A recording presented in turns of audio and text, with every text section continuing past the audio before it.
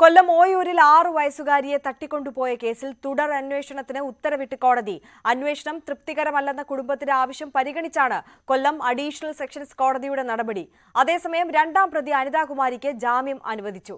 നേരത്തെ തട്ടിക്കൊണ്ടുപോയ സംഘത്തിൽ ഒരാൾ കൂടി ഉണ്ടായിരുന്നെന്ന സഹോദരന്റെ മൊഴിയിൽ അന്വേഷണം നടക്കാത്തതാണ് സംശയങ്ങൾ ബലപ്പെടുത്തിയത്. ഇതിൽ ആശങ്കയുണ്ടെന്നായിരുന്നു അബിഗേലിന്റെ പിതാവ് ന്യൂസ് 18നോട് വ്യക്തമാക്കിയത്. ഡാൻ കുര്യന്റെ റിപ്പോർട്ട് കാണാം. നവംബർ 27-ാം തീയതിയായിരുന്നു അബിഗേൽ സാറ റജി എന്ന 6 വയസ്സുകാരിയെ കൊല്ലം ഓയൂരിൽ നിന്ന് കാണാതാകുന്നത്. തൊട്ടടുത്ത ദിവസം മാധ്യമങ്ങളും അതോടൊപ്പം മലയാളി സമൂഹം ഒന്നടങ്കം ഈ കുട്ടിയെ കണ്ടെത്തുന്നതിന് വേണ്ടി സംസ്ഥാനം മുഴുവൻ ഉറക്കളച്ച് തെരച്ചിലിന്റെ ഭാഗമാകുകയായിരുന്നു. കാരണം ഈ കുട്ടിയെ സുരക്ഷിതയായി കണ്ടെത്തുന്നതിന് വേണ്ടി അങ്ങനെയാണ് കൊല്ലത്തെ ആശ്രമ മൈതാനത്ത് നിന്ന് കുട്ടിയെ അവശനിലയിൽ കണ്ടെത്തുന്ന സാഹചര്യം ഉണ്ടാകുന്നത്.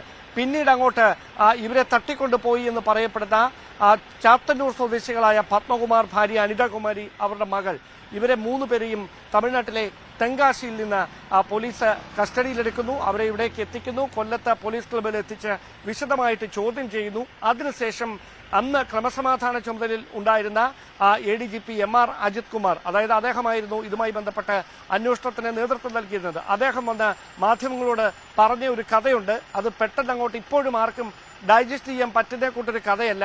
ആ കഥയ്ക്ക് പിന്നിൽ മറ്റെന്തെങ്കിലും ദുരൂഹതകൾ ഉണ്ടോ എന്ന് തേടി നമ്മൾ നടത്തിയ അന്വേഷണമാണ് ഇപ്പോൾ ഈ കേസിൽ പുനരന്വേഷണം നടത്തണമെന്ന കോടതിയുടെ നിർണായകമായ ഇടപെടലിലേക്ക് എത്തി നിൽക്കുന്നത്. അതായത് ഈ കുട്ടിയുടെ പിതാവ് റെജി ജോൺ, അദ്ദേഹം നഴ്സിംഗ് അസോസിയേഷന്റെ ഒരു ഭാരവാഹിയായിരുന്നു, ജില്ലാ ഭാരവാഹിയായിരുന്നു.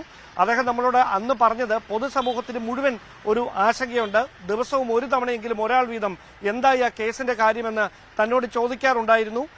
ഈ 3 പേരല്ല, അതിനപ്പുറത്തേക്ക് ഒരു പുരുഷൻ കൂടി ഉണ്ടായിരുന്നുവെന്ന് ഈ അബിഗേൽ സാറയുടെ സഹോദരൻ ജോനാഥൻ പോലീസിന് മൊഴി നൽകിയിരുന്നു. ആ മൊഴിയിൽ പക്ഷേ വിശദമായ അന്വേഷണം നടത്തിയില്ല.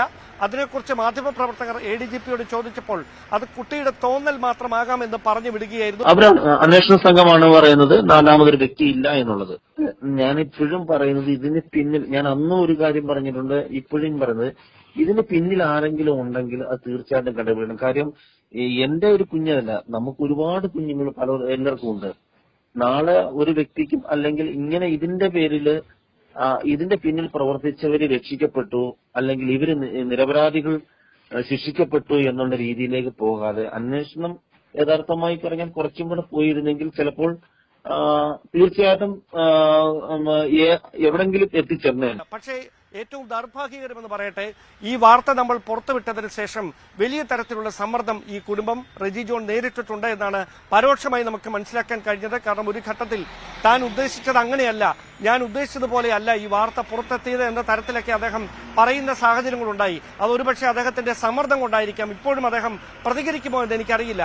കാരണം എന്റെ അടുത്ത് അദ്ദേഹം സംസാരിച്ചപ്പോൾ മനസ്സ് തുറന്നാണ് പറഞ്ഞത്. പൊതുസമൂഹത്തിന് മുഴുവൻ ആശങ്കയുണ്ട് ഈ കാര്യത്തിൽ. ജോനാഥൻ അന്നു മുതൽ പറഞ്ഞതാണ്. ഡാൻ കുര്യന്റെ റിപ്പോർട്ടാണ് കണ്ടത്.